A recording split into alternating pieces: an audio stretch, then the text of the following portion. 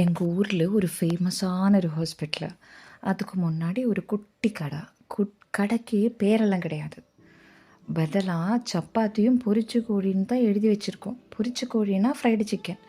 சின்ன பிள்ளையா இருக்கும்போது அந்த சைடு போகும்போது இந்த போர்டு படிச்சுட்டு சப்பாத்தியும் ஃப்ரைடு சிக்கனும் எப்படி இருக்கும் இந்த காம்பினேஷன், என்றைக்காவது ஒரு நாள் இங்கே சாப்பிடணும் பல வாட்டி யோசிச்சிருக்கு.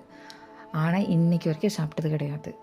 எப்போ நான் சப்பாத்தி செஞ்சாலும் எனக்கு அந்த குட்டி கடையும் அந்த ஹாஸ்பிட்டலு தான் ஞாபகம் வரும். எங்கள் வீட்டில் தோசை, இட்லி, புட்டு, சாதம் இது தான் ரிப்பீட்டடாக இருக்கும்.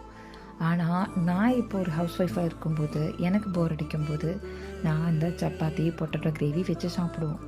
இது சமைக்கும் போதெல்லாம் எனக்கு அந்த கடையும் அந்த ஹாஸ்பிட்டலு தான் ஞாபகம் வரும்.